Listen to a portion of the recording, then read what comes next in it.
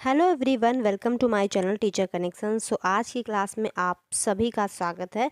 आज हम CTET paper 2 science की तैयारी की जो सीरीज़ है उसमें एनसीईआरटी क्लास 8th का एक बहुत ही इम्पॉर्टेंट चैप्टर कवर करेंगे जिसका नाम है दहन और ज्वाला। चैप्टर नंबर 4 दहन और ज्वाला, कम्बिशन एंड फ्लेम। इस वीडियो में हम आपको कॉन्सेप्ट समझाएंगे और प्रीवियस ईयर क्वेश्चन भी करेंगे, तो जो कि बार बार एग्जाम में पूछे जाते हैं। तो चलिए बिना किसी देरी के शुरू करते हैं आज का टॉपिक और आज का चैप्टर। इससे पहले आपको करना है एक छोटा सा काम, आपको कर देना है वीडियो को लाइक और अपने फ्रेंड के साथ शेयर। और इसी के साथ हम शुरू करते हैं आज का टॉपिक। तो हमने वीडियो के जो पार्ट वन है इस चैप्टर का, उसमें देखा कि दहन क्या होता है। ऐसे पदार्थ जो ज्वलनशील हैं उनको हम दाह्य कहते हैं, ऐसे पदार्थ जो नहीं जलते हैं उनको हम अदाह्य पदार्थ बोलते हैं। इसी के साथ साथ हमने देखा कि कौन से ऐसे पदार्थ हैं जो ज्वलनशील है और कौन से ऐसे पदार्थ हैं जैसे लोहे की कीलें, कांच, जो ज्वलनशील नहीं है। आग को कैसे हम रोकते हैं, आग को, जो जंगलों की आग है, इन सब को कैसे बुझाते हैं, इसकी भी बात हमने की थी। ज्वलन ताप की बात करें तो ज्वलन ताप के बारे में मैं आपको एक चीज़ फिर से क्लियर कर दूं कि ज्वलन ताप किसे कहते हैं। तो ज्वलन ताप उस पर्टिकुलर ताप को कहते हैं जिस पर कोई वस्तु आग पकड़ती है। जैसे कि जो कि मिट्टी का तेल है, तो जो उसका मिट्टी का तेल, जो उसका ज्वलन ताप होता है, उसी ताप पर जब उसको उतनी ऊष्मा, उतना ताप मिलेगा तब भी वो जलना शुरू करता है। तो इसी तरह जैसे कि जब हम एलपीजी होती है हमारे घरों में और जब हम उस पर लाइटर से ऐसे जलाते हैं तो प्रॉपर जब उसको उतनी ऊष्मा मिलती है कि जितने में वो जल सके, जो इसका ज्वलन ताप है, तभी वो जलना शुरू करती है। तो ज्वलन ताप उसी को कहते हैं कि जिस ताप पर पर्टिकुलर जो वस्तु है वो जलना स्टार्ट कर दे। इसी के साथ हमने माचिस के बारे में जाना कि माचिस कैसे बनती है और माचिस को कैसे हम जलाते हैं। तो माचिस की कहानी के बाद आज हम शुरू करेंगे। दाह्य पदार्थ तब तक आग नहीं पकड़ते हैं या तब तक नहीं जल सकते हैं जब तक कि उसका ताप उसके ज्वलन ताप के बराबर ना हो। तो यही चीज़ मैं आपको भी समझा रही थी कि जब तक कोई भी चीज़, जो दाह्य पदार्थ है, कोई भी ईंधन है, तब तक नहीं जलेगा जब तक कि उसका जो टेम्परेचर है, जो कि ज्वलन ताप है उसका, वो ना उसको मिल जाए, तब तक वो नहीं जलता है। तो आपने कभी कभी देखा होगा कि भोजन पकाने वाले तेल को भी आग पकड़ लेती है। तो तलने वाला बर्तन लंबे समय तक अगर जलते हुए स्टोव पर रखा रहता है तो वो उसमें आग पकड़ लेती है।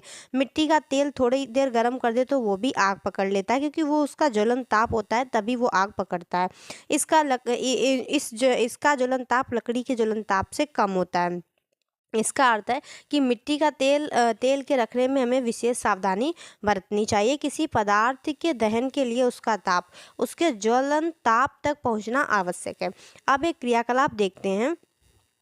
हमें कागज़ के 2 कप लेते हैं, इनमें से हमें 50 ml एक कप में पानी डाल देना है और दोनों कपों को अलग अलग मोमबत्ती द्वारा गर्म करना है। अब आपको ज्वलन ताप की जो हम बात कर रहे हैं उसको हम एक क्रियाकलाप से एकदम क्लियर करेंगे। तो जैसे कि हमने ये लिया है और दूसरा बी कप लिया है कागज़ का, और इसमें हमने थोड़ा सा वाटर, 50 ml वाटर डाला है और इसमें हमने वाटर नहीं डाला है। तो अब हम इसके नीचे कैंडल को जलाएंगे और इसके नीचे भी कैंडल को जलाएंगे। तो आप देखेंगे कि कागज़ का जो ज्वलन ताप है वो कम होता है। तो वो मोमबत्ती इसके नीचे जैसे ही आएगा, ये तुरंत ही ये वाला कप क्या होगा, जलने लगेगा। दूसरे वाले कप की बात करें, जो कि इसमें हमने पानी भरा हुआ है, तो ये नहीं जलेगा, क्योंकि पानी क्या करता है, आग को बुझाता है। तो पानी का जो ज्वलन ताप है वो बहुत हाई होगा, तो पानी नहीं जलेगा। तो क्या होगा, पानी बॉयल होने लगेगा। क्या होगा, पानी बॉयल होने लगेगा, क्योंकि पानी तो आग को बुझाने में काम आता है, तो वो कैसे जलेगा। तो इसलिए यहाँ पर जो जल होगा वो गर्म होना स्टार्ट हो जाएगा, फिर बॉयल होने लगेगा, लेकिन जो कागज़ है वो नहीं जलेगा। तो इस तरीके से हम ज्वलन ताप की बात कर रहे थे कि ज्वलन ताप क्या होता है। अब हम आगे देखते हैं। यदि हम कप को गर्म करना जारी रखें तो कागज़ में क्या होगा, उबाल आएगा। यही हमने आपको भी बताया। तो इस परिघटना से हम क्या जानते हैं कि कागज़ के कप को दी जाने वाली जो ऊष्मा है वो चालन द्वारा जल में चली जाती है और जल की उपस्थिति में ताप कागज के ज्वलन ताप तक नहीं पहुंच पाता है, इसलिए वह जलता नहीं है। तो कागज अपने ज्वलन ताप तक नहीं पहुंच पाता है पानी की वजह से, तो इसलिए क्या होता है, वो जलता नहीं है। तो जिन पदार्थों का ज्वलन ताप बहुत कम होता है और जो ज्वाला के साथ सरलतापूर्वक आग पकड़ लेते हैं, हम उन्हीं को ज्वलनशील पदार्थ बोलते हैं। तो आपको पता चल गया होगा कि ज्वलनशील पदार्थ हम किसे बोलते हैं। तो ज्वलनशील पदार्थ हम उन्हें बोलते हैं जो ज्वाला के साथ सफलतापूर्वक आग पकड़ लेते हैं। ज्वलनशील पदार्थों के अगर हम उदाहरणों की बात करें तो इसका एग्जाम्पल है पेट्रोल, अल्कोहल, द्रवित पेट्रोलियम गैस यानी कि लिक्विड एलपीजी जो होती है। आप इन सब के बारे में जानते हैं, और भी अगर आप कोई पदार्थ जानते हैं तो आप ज़रूर कमेंट कीजिएगा। तो अब हम बात करते हैं आग पर हम नियंत्रण कैसे पाते हैं। अभी जो हमने पहले बात की थी उसमें हमारा जो थोड़ा छोटा सा टॉपिक था कि जंगल की आग के बारे में हमने बात की थी। कोई किसी इंसान को आग लग जाती है तो वहाँ पर, तो आग के बारे में अब हम फिर से बात करेंगे। तो जो भी आग होती है वो घरों में, दुकानों में, कारखानों में भी लग जाती है। तो इस प्रकार की कोई दुर्घटना होती है तो अब हम जानेंगे कि इस प्रकार की दुर्घटना को हम कैसे रोकते हैं या फिर हम यहाँ की आग को कैसे बुझाते हैं। तो जब भी अपने क्षेत्र की अग्नि सेवा का जो टेलीफोन नंबर होता है उसको हम जब भी हमारे आसपास आग लग जाए तो उसको हम फ़ोन करेंगे। तो हम सबको अग्नि सेवा टेलीफोन नंबर की क्या होनी चाहिए, जानकारी होनी चाहिए। तो आगे देखते हैं, यहाँ पर जो फायरमैन है वो क्या कर रहा है, फायरमैन दबाव के साथ जल फेंक रहा है बिल्डिंग पर और बिल्डिंग में जो आग लगी है उसको बुझाने की कोशिश कर रहा है। तो जो फायर ब्रिगेड स्टेशन होते हैं वहाँ से फायर ब्रिगेड आती है और वो आग को अपने काबू में करती है। जल क्या है, जल ज्वलनशील पदार्थों को ठंडा करता है। जल क्या करता है, ज्वलनशील पदार्थों को ठंडा करता है, जिससे उनका जो ताप होता है वह ज्वलन ताप से कम हो जाता है। ऐसा करने से हम आग का फैलना भी रुक जाता है। जल वाष्प ज्वलनशील पदार्थ को घेर लेता है, जिससे वायु की आपूर्ति बंद हो जाती है। अब यहाँ पर क्या होता है, यहाँ पर जैसे कि किसी भी बिल्डिंग में आग लग रही हो और उस पर जैसे ही जल पड़ता है तो वहाँ पर क्या होता है, जल वाष्प का एक घेरा बन जाता है। तो यहाँ पर जल वाष्प में क्या होगी, CO2 होगी। तो इससे क्या होता है, ऑक्सीजन की जो आपूर्ति है वो नहीं हो पाती है और इससे ही आग जो है वो जल बुझना स्टार्ट हो जाती है। तो इस तरीके आग बुझती है क्योंकि यहाँ पर CO2 का, जल वाष्प का एक घेरा बन जाता है जो कि ऑक्सीजन को आने ही नहीं देती है आग तक। तो ऑक्सीजन की कमी होते ही आग क्या है, बुझना स्टार्ट हो जाती है। तो अब हमने बताया कि आग के उत्पन्न करने के लिए 3 चीज़ें यहाँ पर बताई गई हैं। 3 चीज़ों की आवश्यकता है।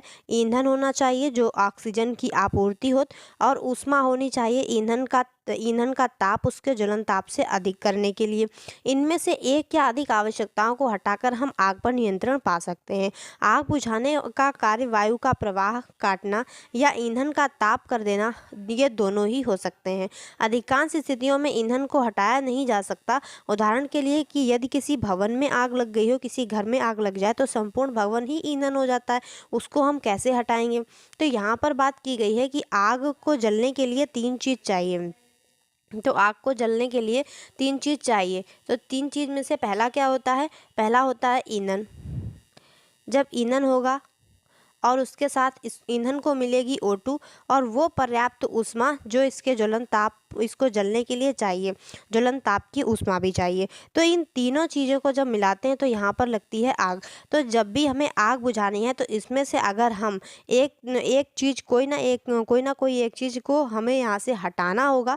तीनों चीज़ें प्रेजेंट ना हो, एक चीज़ कोई हट जाएगी तभी यहाँ पर से आग बुझेगी। तो अगर हम ईंधन को हटाने की बात करें तो जैसे कोई लकड़ी का गट्ठर है, जल रहा है, तो हम उसके आसपास से और सारी लकड़ी हटा देंगे तो भी फिर जितनी है उतनी जलकर राख हो जाएंगी, तो नया ईंधन नहीं मिलेगा। तो इस तरीके से हम ईंधन हटाते हैं। लेकिन बहुत सारी जगह पे अब पूरे कारखाने में आग लग गई, पूरे घर में आग लग गई, पूरे खेत में आग लग जाती है कभी कभी।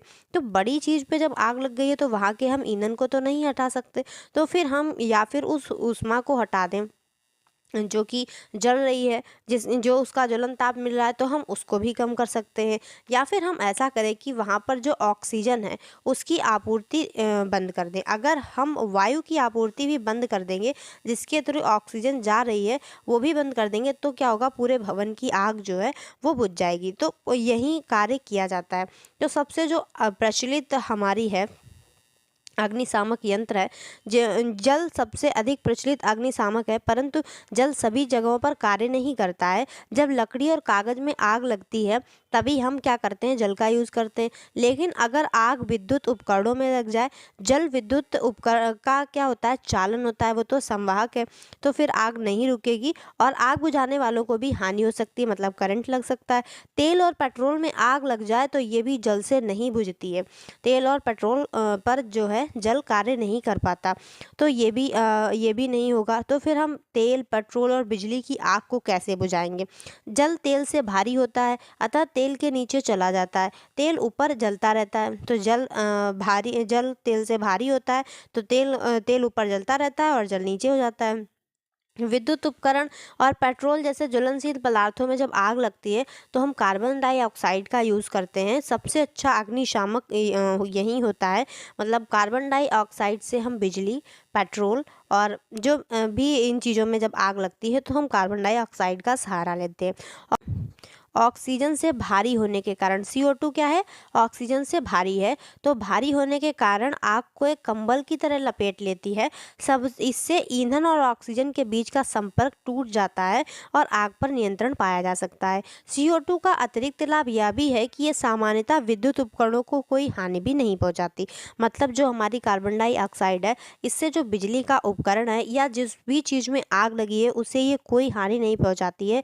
ये सिर्फ क्या करती है, ईंधन और ऑक्सीजन के बीच का कनेक्शन रोकती है और इसके बीच में आ जाती है CO2 और इससे क्या है, आग नहीं जलती है, आग पर काबू पाया जा सकता है या पर हम आग पर नियंत्रण पाते हैं। हमें कार्बन डाइऑक्साइड की आपूर्ति कहाँ से मिलती है? अब हम कार्बन डाइऑक्साइड की बात करें तो उच्च दाब पर यह द्रव के रूप में सिलेंडरों में भरी जाती है।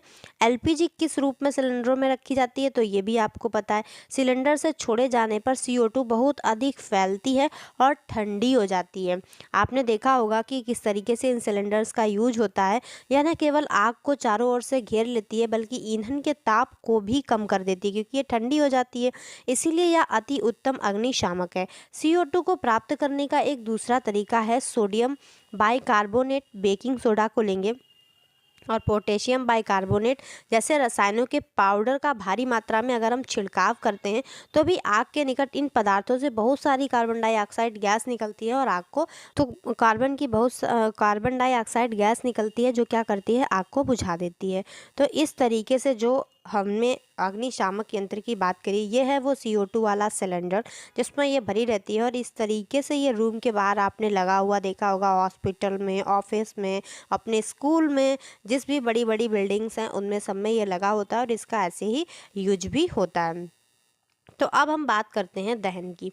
दहन कितने प्रकार का होता है? तो आपने देखा होगा कि कुछ चीज़ें हैं जो जिनका स्वतः दहन हो जाता है, कुछ चीज़ों का दहन धीमी गति से होता है। तो इस बारे में हम बात करेंगे। जलती हुई माचिस की तीली और गैस लाइटर की रसोई में गैस स्टोव के निकट लाना है और हमें क्या करना है, गैस स्टोव की घुंडी जो नॉब होती है उसको घुमाकर चालू करना है और फिर हम क्या देखते हैं कि गैस तेजी से जलने लगती है, ऊष्मा और प्रकाश भी उत्पन्न करती है। तो इस प्रकार का जो दहन है उसको हम तीव्र दहन कहते हैं। तो दहन के प्रकार में पहला दहन हमने पढ़ा तीव्र दहन और दूसरा दहन जो होता है वो होता है स्वतः दहन। कुछ ऐसे ईंधन भी होते हैं जो स्वतः ही जलने लगते हैं और कुछ चीज़ों पे हमें ऊष्मा देनी होती है तब वो जलते हैं। जैसे फास्फोरस है, फास्फोरस जैसे कुछ पदार्थ हैं वो कमरे के टेम्परेचर में ही वायु में जल उठते हैं। मतलब इनका जो जलन ताप है वो इतना कम होता है कि रूम के टेम्परेचर में ही अगर वायु की उपस्थिति हो जाए तो ये जलने लगते हैं। इस प्रकार का जो दहन है जिसमें पदार्थ बिना किसी प्रत्यक्ष कारण के अचानक लपटों के साथ जल उठता है उसे हम स्वतः दहन बोलते हैं। तो दो प्रकार के दहनों की हमने बात की है। अब आगे जानते हैं। कोयले की खानों में कोयले की धूल के कण स्वतः दहन से कई बार खतरनाक अग्निकांड हो सकते हैं। जंगल के स्वतः अग्निकांड कभी अधिक गर्मी के कारण होते हैं, कभी आकाश से बिजली गिरने से होते हैं, परंतु जंगल में आग अधिकतर मनुष्य की लापरवाही से भी लगते हैं। आपने देखा होगा बहुत सारे लोग क्या होता है पिकनिक के लिए जंगल जाते हैं और वहाँ पर जो शिविर में जाते हैं और उसके साथ कैंप फायर का आयोजन करते हैं और उस स्थान पे आग को जला हुआ ही छोड़ देते हैं और फिर वो आग जो है वो भड़क जाती है क्योंकि उसको ईंधन पर्याप्त मात्रा में और ऑक्सीजन मिल जाती है। हम त्योहारों पर अक्सर आतिशबाजी करते हैं। जब पटाखे को जलाते हैं तो एक आकस्मिक अभिक्रिया होती है जिससे प्रकाश भी उत्पन्न होता है, ऊष्मा भी उत्पन्न होती है और ध्वनि भी पैदा होती है। अभिक्रिया में बनी गैस बड़ी मात्रा में निकलती है, तो इस प्रकार की अभिक्रिया विस्फोट कहलाती है। इस प्रकार की अभिक्रिया क्या कहलाती है? विस्फोट कहलाती है। तो दहन के कितने प्रकार हमने पढ़े? तीव्र दहन और सतह दहन। पटाखे पर दाब डालने पर भी विस्फोट होता है। एक प्रकार का और दहन होता है जो कि धीमा दहन होता है। कोई चीज़ होती है जो धीमे धीमे से जलती रहती है और फिर बहुत तेज उसमें आग लग जाती है, तो धीमा दहन भी होता है। धीमे दहन की बात करें तो हम जब सांस लेते हैं तो ये भी एक प्रकार का दहन ही है, कि क्योंकि हमारे अंदर भी अभिक्रिया होती है और फिर कुछ ऊष्मा जो है वो उत्पन्न होती है, तो ये भी एक प्रकार का दहन माना जाता है। तो इस चीज़ को भी हम आगे डिस्कस करेंगे। तो अब हम बात करते हैं कुछ क्वेश्चंस की। तो बहुत सारे टॉपिक को हमने डिस्कस किया और अब हम कुछ क्वेश्चंस की बात कर लेते हैं। तो पहला क्वेश्चन मैं आपसे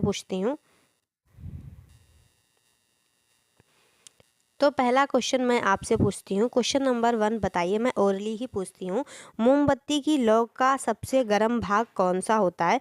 अगर आपने कैंडल को देखा तो बताइए कैंडल का सबसे गर्म भाग कौन सा होता है?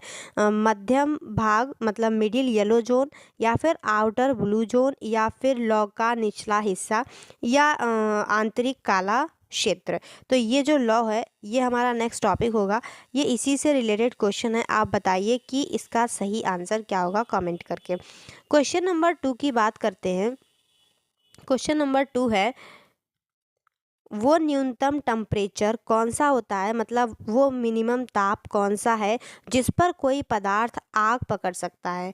ये क्या कहलाता है आप बताइए। मैंने आपको पूरे वीडियो में समझाया है। ऑप्शन ए है हमारा उष्मीयमान, ऑप्शन बी है उबाल बिंदु, ऑप्शन सी है कमरे का ताप, या फिर ऑप्शन डी है ज्वलन ताप। तो बताइए कौन सा आंसर सही होगा। फिर से क्वेश्चन पढ़ती हूँ। वो न्यूनतम ताप जिस पर कोई पदार्थ आग पकड़ लेता है क्या कहलाता है? तो इस क्वेश्चन का आंसर भी आपको करना है कमेंट। तो क्वेश्चन नंबर 3 की बात करते हैं।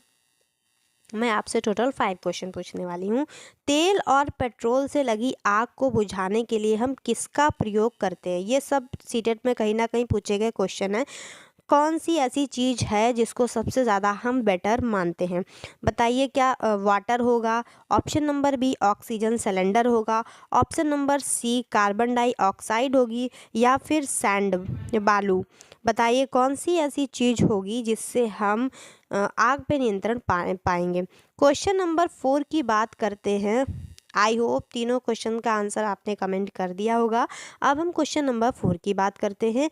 ईंधन की जो कैलोरीफिक वैल्यू होती है, ईंधन की कैलोरीफिक वैल्यू की बात करते हैं। आपने सुनी होगी कभी, इसके बारे में हम आगे बात करेंगे नेक्स्ट टॉपिक में, पर ये क्वेश्चन भी सीटेट में पूछे गए हैं। तो आप बताइए। ऑप्शन ए है kg/kj, या फिर kg किलो जूल अपान किलोग्राम, या फिर ऑप्शन सी होगी ग्राम में। 3 ही ऑप्शन में बताइएगा। ए ऑप्शन, बी ऑप्शन और सी ऑप्शन। 3 ऑप्शन में बताइए कि ईंधन की कैलोरीफिक वैल्यू क्या होती है। तो अब चलते हैं क्वेश्चन नंबर 5 की तरफ। क्वेश्चन नंबर 5 है, फास्फोरस को पानी में क्यों रखा जाता है? तो ये बहुत ही सिंपल क्वेश्चन है। ऑप्शन ए है उसकी गंध को रोकने के लिए, ऑप्शन बी है ताकि वो ठंडी रहे, या ऑप्शन सी है वायु ऑक्सीजन के संपर्क से बचाने के लिए, ऑप्शन डी है वो मतलब साइन करे, चमक सके इसलिए। तो 5 क्वेश्चन नंबर 5। तो पांचों क्वेश्चन के आपको जो आंसर है वो देने हैं कमेंट बॉक्स में। कुछ क्वेश्चंस के आंसर मैं बता देती हूँ। तो क्वेश्चन नंबर जो फर्स्ट था, मोमबत्ती की लौ जो कैंडल फ्लेम थी उसका सबसे गर्म भाग कौन सा होता है? तो आउटर ब्लू जोन, भारी नीला क्षेत्र जो होता है, आउटर ब्लू जोन, ये जो बाहरी नीला क्षेत्र होता है ये सबसे ज़्यादा गर्म होता है, जो नीले कलर का लौ में जलता है। इसी के साथ अगर हम बात करते हैं, वो न्यूनतम ताप जिस पर कोई पदार्थ आग पकड़ लेता है क्या कहलाता है? तो ऑप्शन नंबर जो क्वेश्चन नंबर 2 था उसका आंसर है ज्वलन ताप। क्या है? ज्वलन ताप, जिसके बारे में हम पूरे ही अच्छे से डिस्कस कर चुके हैं दोनों ही वीडियो में। अब बात करते हैं थर्ड क्वेश्चन की। तेल और पेट्रोल से लगी आग को बुझाने के लिए किसका प्रयोग सबसे बेहतर है? तो कार्बन डाइऑक्साइड, जिसका डिस्कशन हमने अभी किया है। और जो कार्बन डाइऑक्साइड होती है वो करती है तेल से लगी और बिजली से लगी आग को बुझाने में। क्वेश्चन, ईंधन की कैलोरीफिक वैल्यू कितनी होती है? कैलोरीफिक वैल्यू की यूनिट क्या होती है? तो यूनिट होती है किलो जूल पर किलोग्राम। ठीक है। अब बात करते हैं क्वेश्चन नंबर 5 की, कि फास्फोरस को पानी में क्यों रखा जाता है? तो वायु के संपर्क से बचाने के लिए, मतलब O2 ऑक्सीजन के संपर्क से बचाने के लिए फास्फोरस को हम पानी में रखते हैं, क्योंकि अगर फास्फोरस को रूम टेम्परेचर पर ही वो जलने लगता है और अगर उसको ऑक्सीजन की मिल जाती है तो वो जलने लगेगा। तो आई होप आपको सारे क्वेश्चन समझ में आए होंगे। अब आप अपना स्कोर ज़रूर लिखिए। तो उम्मीद है आपको दहन और ज्वाला का ये जो कॉन्सेप्ट है आज वो समझ में आया होगा। अगर आपको कोई डाउट है तो नीचे कमेंट सेक्शन में आप ज़रूर लिखिए। इस वीडियो के नोट्स और इम्पॉर्टेंट जो आपको इस वीडियो का जो PDF रहेगा वो आपको टेलीग्राम चैनल पर मिल जाएगा, तो उससे जुड़ना बिल्कुल ना भूलें। वीडियो पसंद आई हो तो लाइक कर दें। टीचर कनेक्शन चैनल को सब्सक्राइब कर लें, ताकि आपका सीटेट का जो एग्ज़ाम है वो बहुत अच्छे से हो सके। मैंने सीटेट मूल मंत्र की सीरीज़ भी बनाई है, जिसमें आपको सभी सब्जेक्ट कैसे प्रिपेयर करने हैं कम समय में, जिसके बारे में बात की है, तो वो वीडियो भी आप देखना ना भूलें। आपको लिंक डिस्क्रिप्शन बॉक्स में मिल जाएगी। तो और भी क्वेश्चन मैं लाती रहूँगी। आई होप आप सबको वीडियो अच्छी लगी होगी। Thanks for watching. मिलते हैं नेक्स्ट वीडियो में।